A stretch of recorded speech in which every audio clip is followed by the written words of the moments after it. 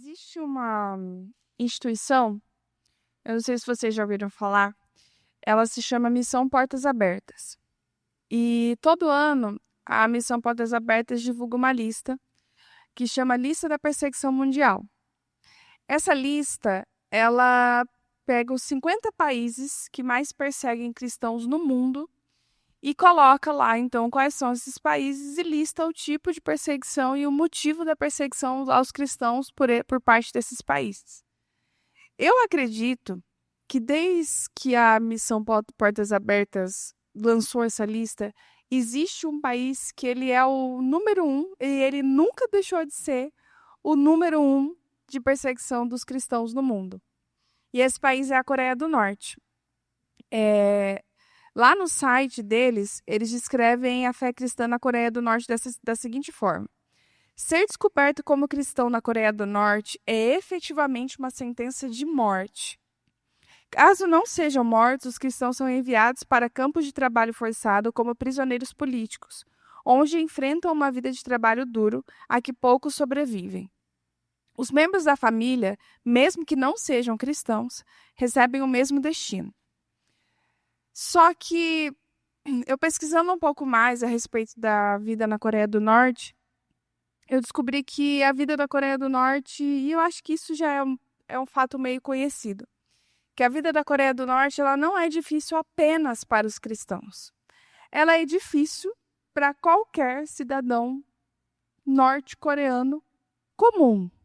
Por que eu falo comum? Porque, obviamente, tem lá dentro do país dele a lista daqueles que são privilegiados pelo governo, que vivem uma vida completamente diferente daqueles que estão ali fazendo o país girar. Então, a vida lá não é uma vida fácil. E por que não é uma vida fácil?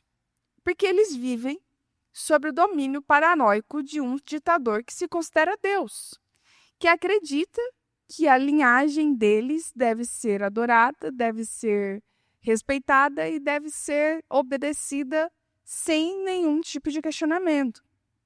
A vida do cidadão norte-coreano se resume a receber um trabalho extremamente complicado do governo, do qual eles recebem muito pouco e do qual eles dependem do governo, inclusive, para serem alimentados. Só que esse alimento chega de maneira extremamente escassa na mesa dos norte-coreanos. Isso faz com que eles precisem procurar outros meios para conseguir se alimentar. Só que qualquer outro meio que não seja o dinheiro ou o trabalho vindo do governo norte-coreano é considerado crime. Ou seja, é uma situação extremamente complicada. Além disso, a Coreia do Norte é um país extremamente fechado. Ou seja, para entrar lá é muito difícil. E quem está lá não pode sair. Hoje, qualquer um de nós que quiséssemos viajar para qualquer país do mundo, nós, tendo a condição, tendo a passagem, tendo o dinheiro, tendo o passaporte, pega o carro, vai até o aeroporto e do aeroporto viaja. Na Coreia do Norte não é assim. Os cidadãos norte-coreanos simplesmente não podem sair do país. Eles não são autorizados a sair do país. Acredita-se, já que não existe, não foi visualizado, mas acredita-se que foi visualizado por satélite que a Coreia do Norte tem construído muros, já construiu muros ali na fronteira com a China, já que é o país principal que faz fronteira com a Coreia do Norte, construiu muros com postos de controle justamente para evitar a fuga de cidadãos norte-coreanos do país, porque a única maneira de sair do país é fugindo em busca de refúgio, principalmente na China. Ou seja, eles estão sob um regime autocrático, na qual eles mal possuem comida para comer, o qual eles possuem um trabalho que não sustenta, não há livre acesso à internet, não há redes sociais, energia elétrica é um luxo para pouquíssimas pessoas privilegiadas dentro daquele país. Notícias. Apenas são notícias que são controladas pelo governo, notícias disponibilizadas pelo governo norte-coreano, ou seja, eles não sabem o que está acontecendo no mundo. É um país extremamente extremamente isolado. Um cidadão coreano foi secretamente entrevistado por um canal de notícias. E ele deu o seguinte depoimento: se eu viver de acordo com as regras, provavelmente eu morrerei de fome. Mas apenas tentando sobreviver, temo que possa ser preso, marcado como traidor e morto. Estamos presos aqui, esperando para morrer. Só que, por incrível que pareça, não é essa a propaganda governamental disponibilizada pelo governo da Coreia do Norte.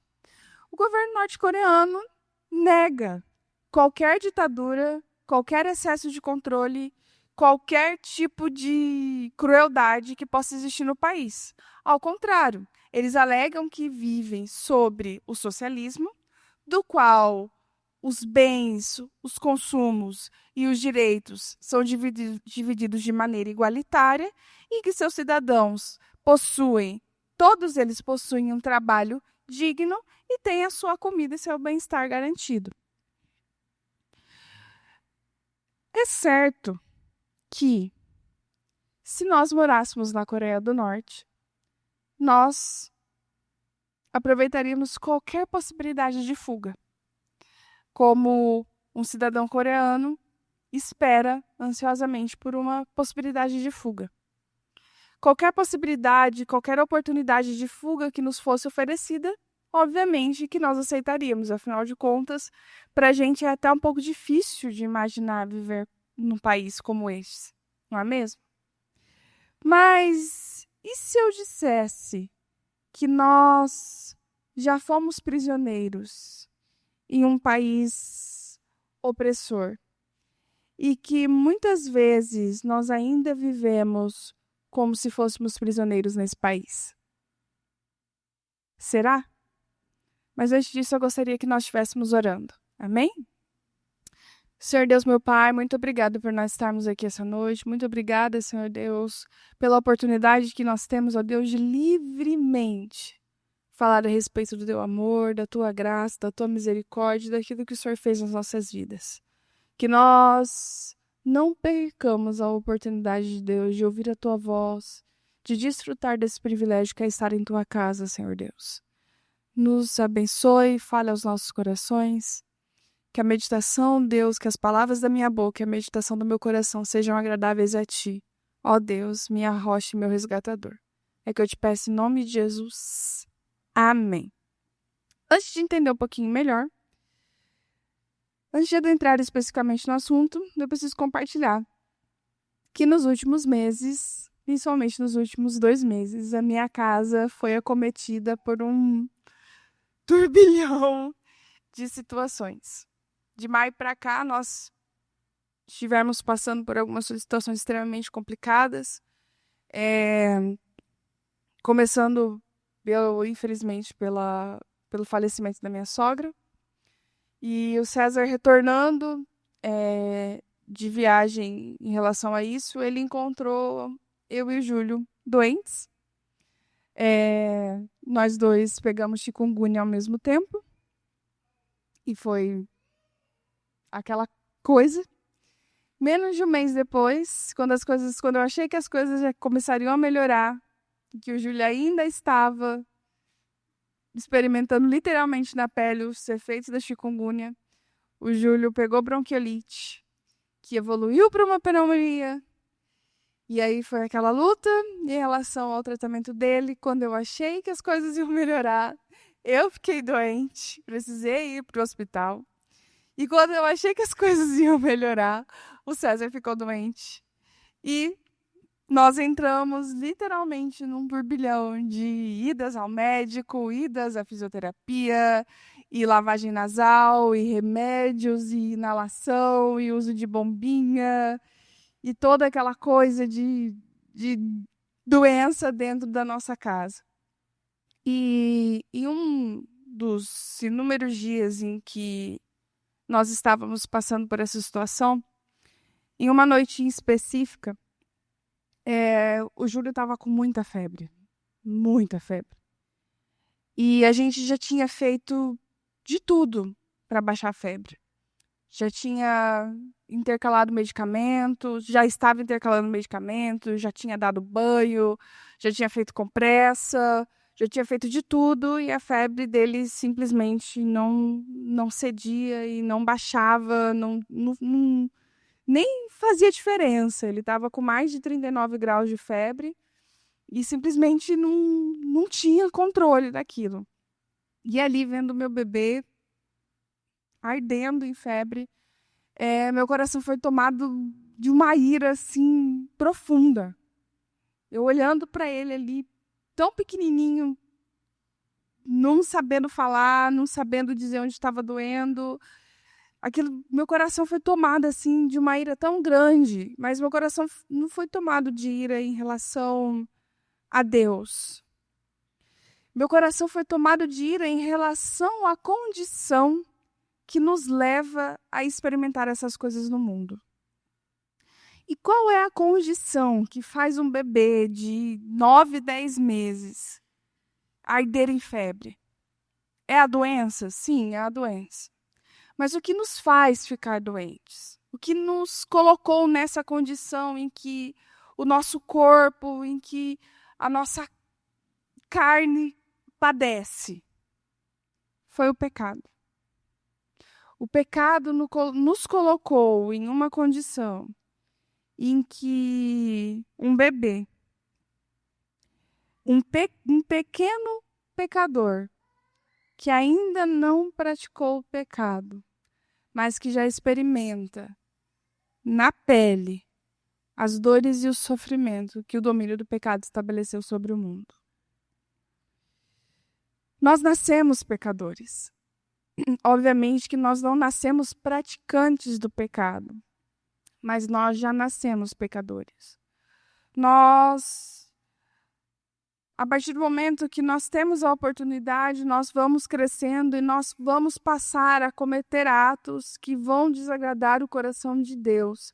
E é por isso que nós nascemos e já estamos subjugados a uma condição, a um domínio que nos enfraquece, a um domínio que nos coloca literalmente de cama e que torna a nossa condição extremamente limitante. Adão e Eva nos lançaram nesse dilema. Primeiro pecado, depois morte. E depois disso, ninguém está isento de pecar ou de morrer. Infelizmente, o pecado afeta o relacionamento em todos os sentidos e com todo mundo. E é esse tema que Paulo aborda em sua carta aos Romanos. Paulo escreve e aborda o problema do pecado. Paulo também nos mostra que nem tudo está perdido, ao apontar que o caminho que literalmente nos liberta nessa condição. Ele escreve o seguinte: aqui está um resumo de tudo. Assim como uma única pessoa errou e nos deixou todo esse problemão com o pecado e a morte, também uma única pessoa fez o que era certo e nos livrou de tudo isso. Mais que apenas nos livrar do problema, ele nos trouxe para a vida. Um homem disse não a Deus e afundou. Muita gente no erro. Outro homem disse sim a Deus e consertou tudo o que estava errado. Isso está lá em Romanos 5, 18 a 19, na versão A Mensagem. Jesus consertou tudo o que estava errado. Jesus abriu um caminho de volta ao Pai e nos deu uma vida que excede e vai exceder as limitações que nós experimentamos hoje na nossa própria carne. Pecadores? Sim. Mas por meio de Jesus, pecadores alcançados pela graça transbordante, que nos concede uma vida que não tem fim. Eu poderia parar por aqui. E essa seria a boa notícia que nós teríamos para essa noite. Mas existe um problema em relação a isso. Um problema que Eu confesso que eu, particularmente, não tinha parado para pensar com tamanha profundidade até ver o meu filho deitado numa cama doente. E qual que é esse problema? A nossa insistência em viver como pecadores. A nossa insistência de viver como prisioneiros do pecado. Eu gostaria que vocês abrissem a Bíblia de vocês lá em Romanos 6. Espera aí que está aberto aqui, eu esqueci. Romanos 6, a gente vai ler a partir do versículo 1 em diante.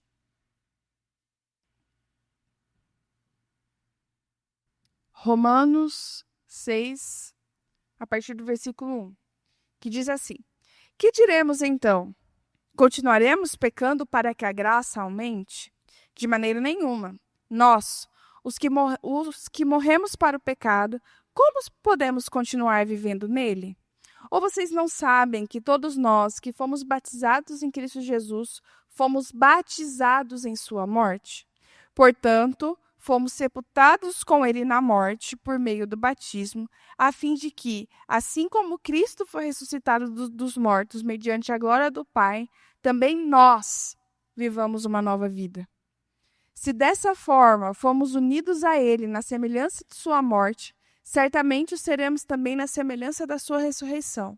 Pois sabemos que o nosso velho homem foi crucificado com ele, para que o corpo do pecado seja destruído e não mais sejamos escravos do pecado, pois quem morreu foi justificado do pecado.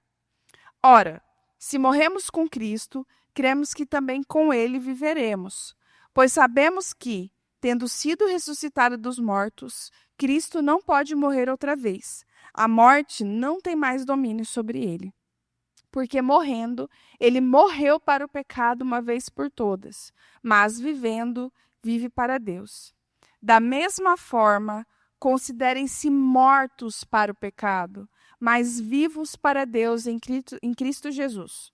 Portanto, não permitam que o pecado continue dominando o corpo mortal de vocês, fazendo que obedeçam aos seus desejos. Não ofereçam os membros do corpo de vocês ao pecado como instrumentos de injustiça. Antes, ofereçam-se a Deus como quem voltou da morte para a vida. Ofereçam os membros do corpo de vocês a Ele como instrumentos de justiça.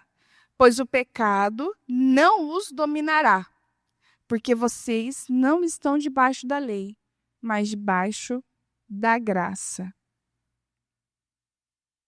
Peraí que deu. Assim, é óbvio que um cidadão norte-coreano não escolhe nascer na Coreia do Norte. Ele nasce lá.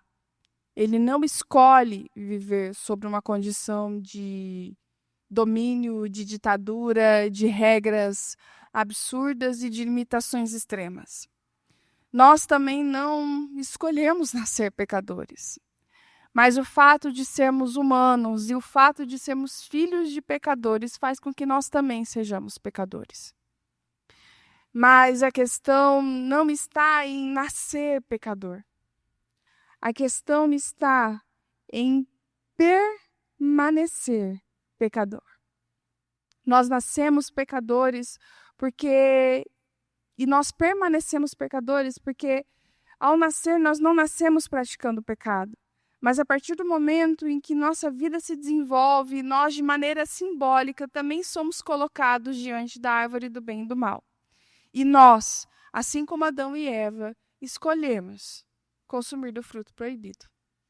E a partir disso, nós estamos sob o domínio do pecado, sob o domínio do ditador pecado. Nós nascemos habitando o país do pecado. Essa é a condição humana. Foi sobre essa condição que o pecado nos colocou ao adentrar ao mundo. A partir disso, a partir daquele momento, quando nós lemos lá em Gênesis, o pecado adentrando o mundo, A morte adentrou o mundo, as doenças adentraram o mundo, o sofrimento adentrou ao mundo.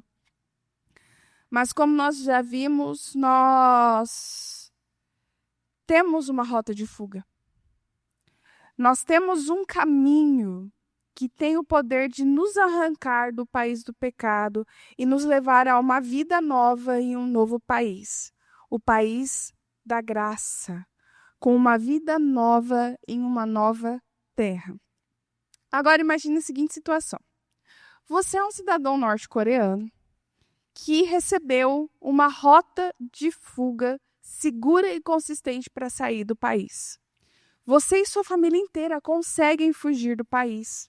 E vocês recebem uma nova vida segura, protegida daquele país antigo, uma nova vida onde você tem um emprego decente, onde você tem comida abundante e suficiente para sua família, uma nova vida da qual você consegue se deslocar para qualquer lugar, onde você tem a oportunidade de viajar, você tem a oportunidade de conhecer novas pessoas, você tem a oportunidade de conhecer novos lugares, seus filhos e sua esposa ou seu marido estarão em segurança, não precisarão temer a qualquer momento a entrada de alguém na sua casa. Você recebe uma casa segura, confiável, um lugar quente para a qual sua família pode morar. Uma nova vida, novas possibilidades. Mas um dia, você chega para sua família e diz: nós voltaremos para a Coreia. É provável que sua família fique assustada e você responde: nós vamos voltar para a Coreia porque eu sinto falta da minha casa escura e fria e sem energia elétrica. Eu sinto falta do meu trabalho degradante e humilhante, do meu salário miserável que eu recebia na Coreia. Essa liberdade que nós estamos vivendo aqui, eu não sei lidar com ela. Eu não sei lidar com esse excesso de liberdade. É muita coisa. Eu preciso de alguém que me diga o que fazer. Eu preciso de alguém que coloque regras rígidas sobre mim. Nós vamos voltar para a Coreia. Loucura, não é? Uma pessoa dessa, no mínimo, deveria ser internada. E se eu dissesse que nós agimos dessa forma muitas vezes? E se eu dissesse que nós, muitas vezes, também nos colocamos nessa situação? Sabe como nós nos colocamos nessa situação? Quando nós passamos a acreditar que nós podemos lidar com o pecado. Sabe quando nós nos colocamos nessa situação? Quando nós passamos a tratar atitudes pecaminosas como bichinho de estimação, do qual você vai ali alimentando, achando que nada vai acontecer, achando que está indo tudo bem, achando que ninguém vai saber, que ninguém vai descobrir, e você vai lá alimentando aquilo ali. E quando você se dá conta, você está novamente vivendo sobre uma condição da qual você já foi liberto. Lidar com o pecado é a mesma coisa que ir na jaula de um leão e fazer bilu-bilu na cara dele e acreditar que ele não vai te atacar.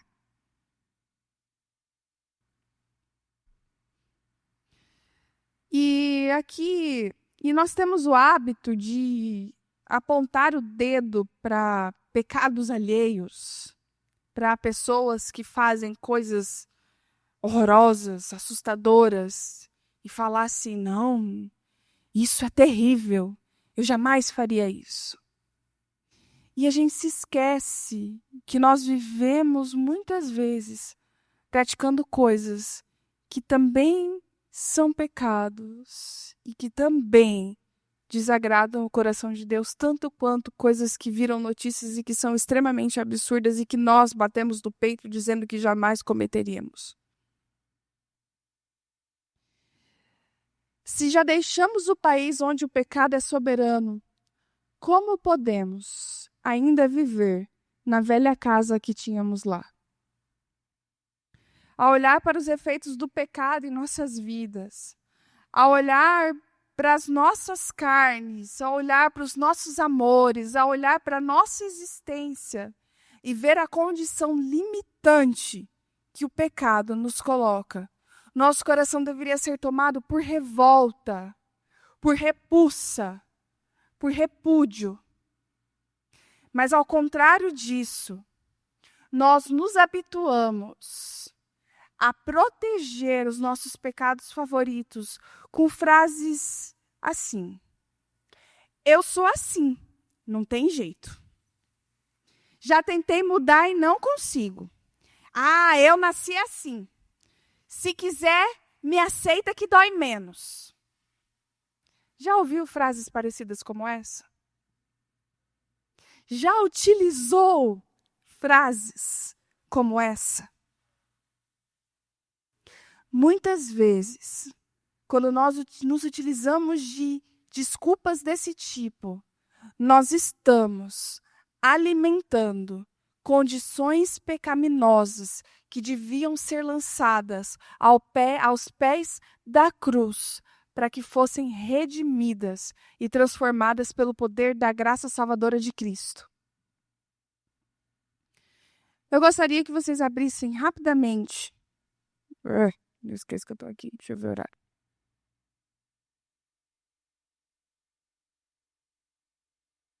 Lá em Gálatas 5. Cadê Gálatas aqui? Socorro. 5. 19. Gálatas 5, 19. Ah, Laís, que atitudes pecaminosas é essa? O que você está querendo dizer? A gente vai entender melhor. Gálatas 5,19 diz assim: ora, as obras da carne são manifestas. 2 pontos. Imoralidade sexual, impureza, libertinagem, idolatria e feitiçaria, ódio, discórdia, ciúmes, ira, egoísmo, dissensões, facções, inveja, embriaguez, orgias e coisas semelhantes. Eu os advirto como antes já os adverti. Aqueles que praticam essas coisas não herdarão o reino de Deus.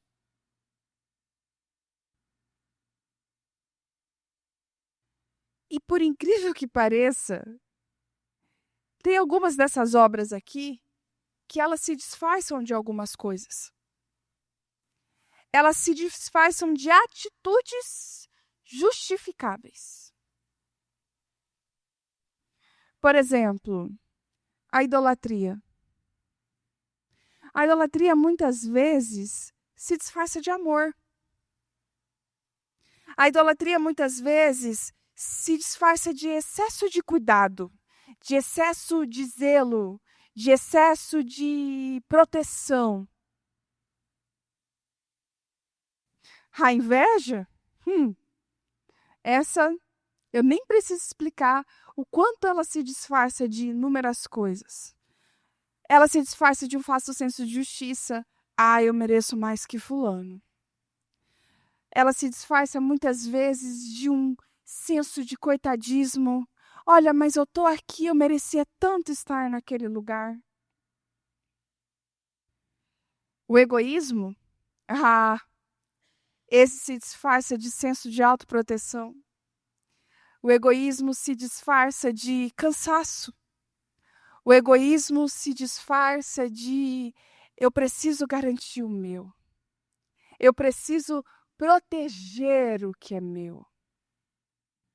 A ira, ela se disfarça de inúmeros cenários. Ela se disfarça de justificativas como eu fiz e nem percebi. A ira se disfarça de excesso de trabalho, excesso de atribuições, excesso de demandas, excesso de cobrança.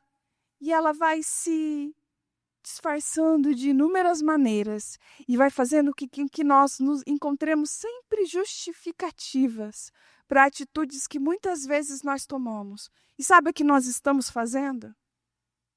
Nós lentamente estamos retornando a um país do qual nós já não somos mais cidadãos.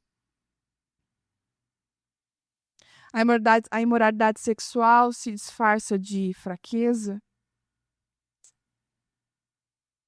A libertinagem se disfarça de um falso senso de liberdade.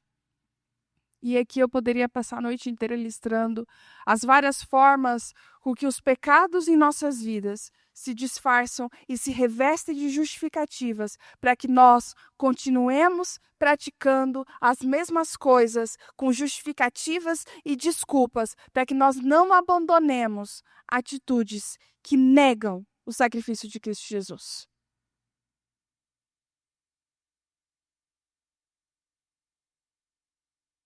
Volta, meu filho.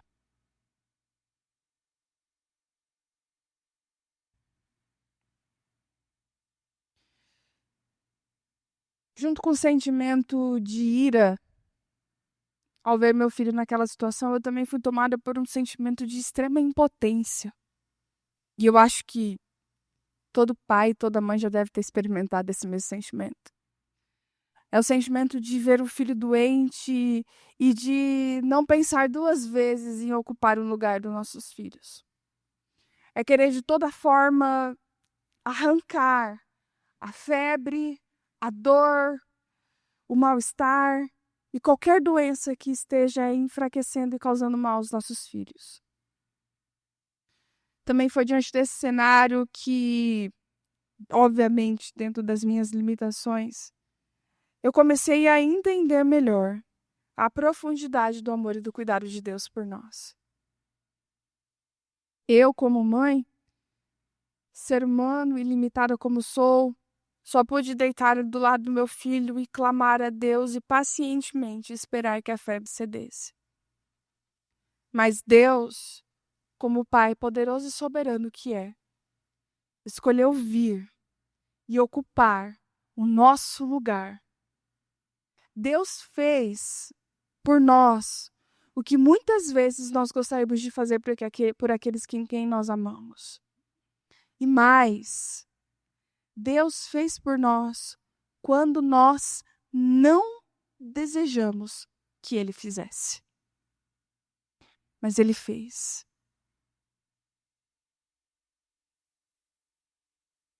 Jesus tomou sobre si o peso e as consequências dos nossos pecados. E eu consigo entender um pouco mais a decisão de Deus de vir e tomar o nosso lugar.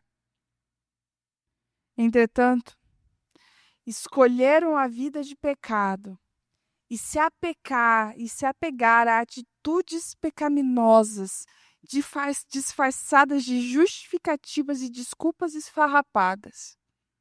É negar, é recusar, é desrespeitar o sacrifício de Cristo Jesus.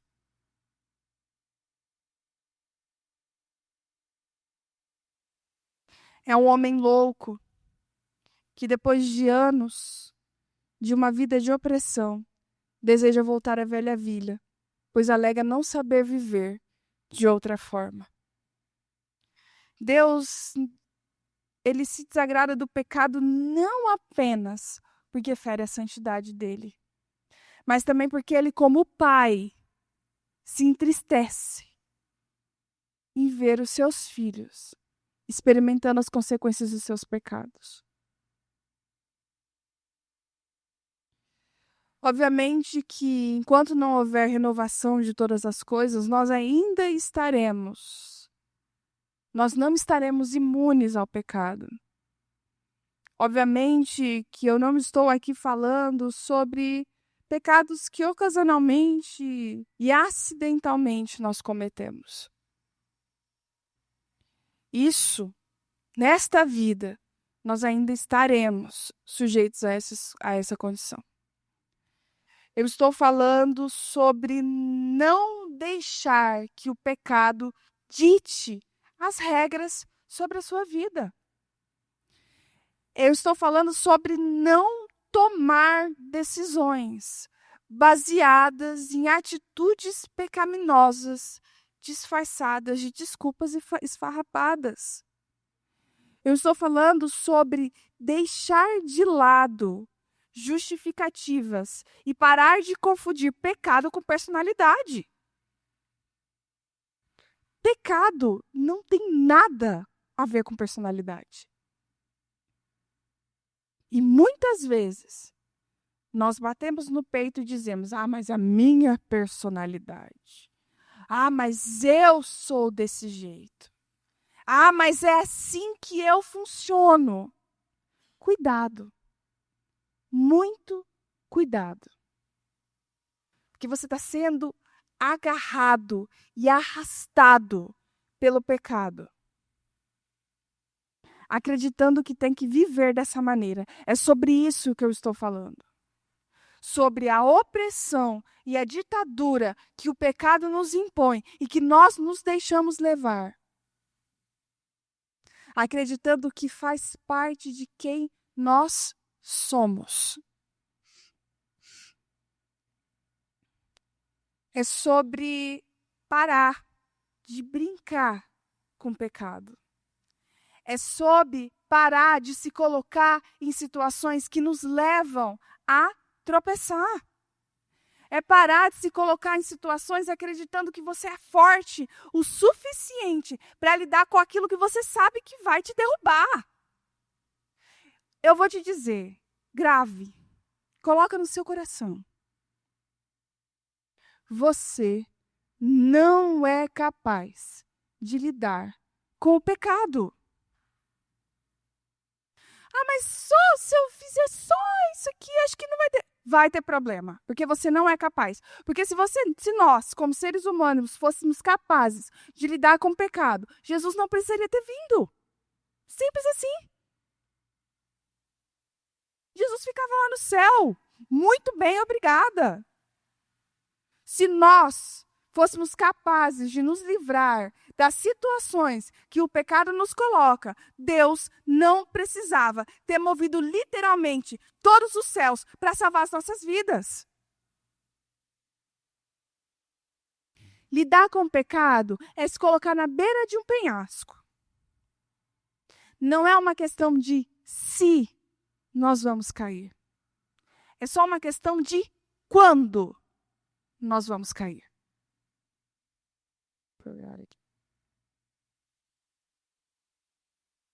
E sabe o que é engraçado? É que o pecado ele também se reveste de uma propaganda governamental muito interessante. O pecado se disfarça de liberdade. De faça o que você quiser. Viva da maneira que você quiser. Faça o que o seu coração mandar. Faça o que a sua vontade pedir.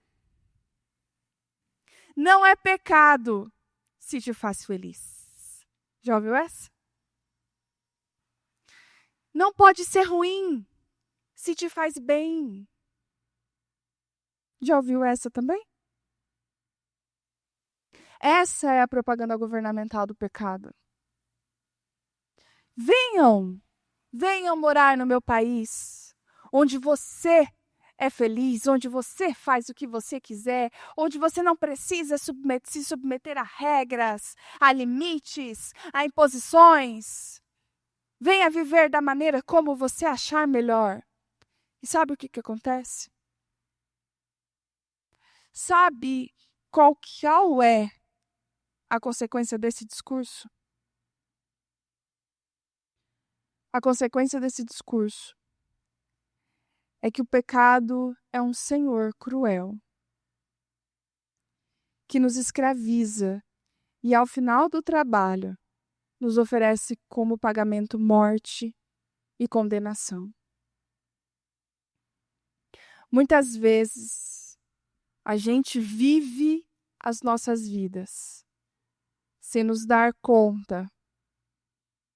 Olha para mim, Roberto César.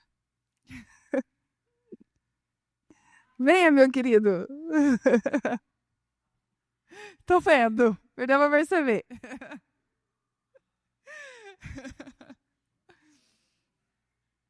Até perdi a linha aqui. Peraí, deixa eu achar onde que eu tava. Ah, lembrei. Foi a tecnologia, né? Foi. Tá vendo? Não. Isso, eu.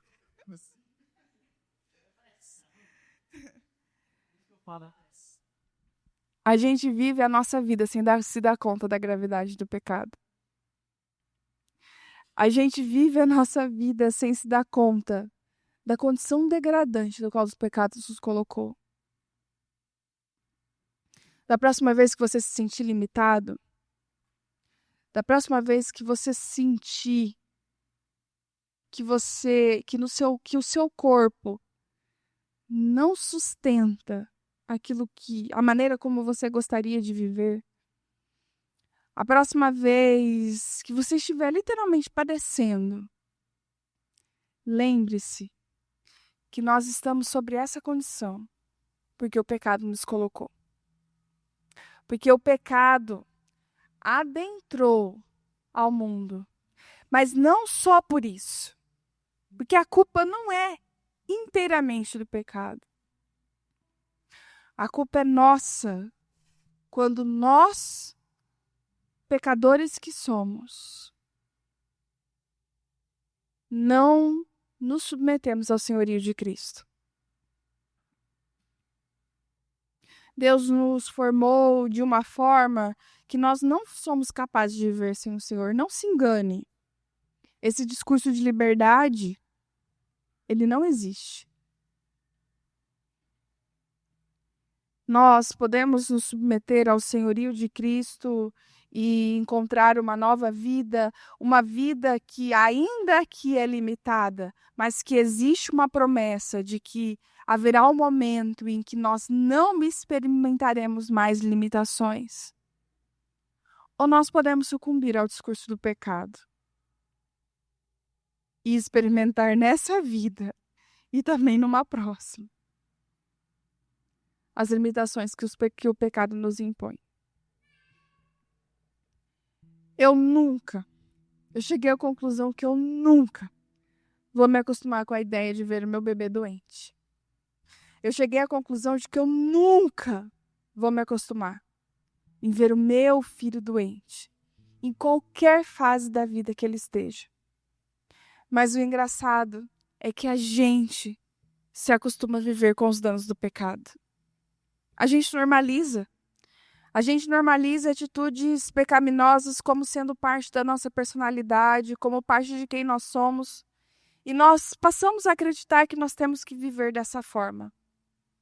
Mas a grande verdade é que o pecado, ele nos anestesia. Depois ele nos destrói, nos apodrece e nos arranca da redenção.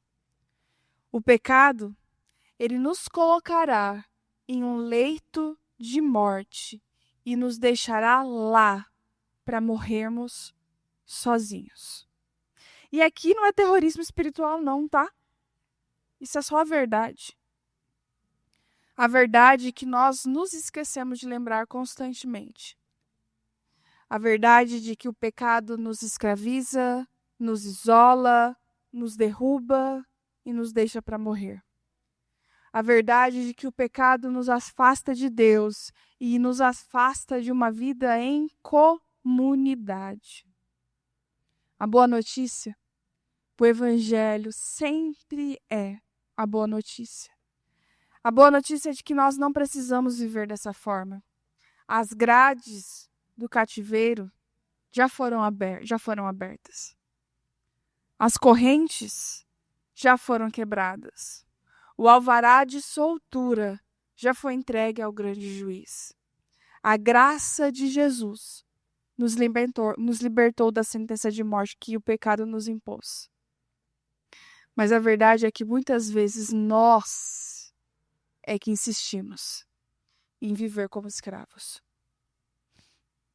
Paulo conclui o capítulo 6 dessa forma, e eu gostaria que você gravasse essas palavras no coração. Mas agora que encontraram a verdadeira liberdade. Não precisam mais ouvir as exigências do pecado. Vocês descobriram o prazer de ouvir Deus falando com vocês. Que bela surpresa!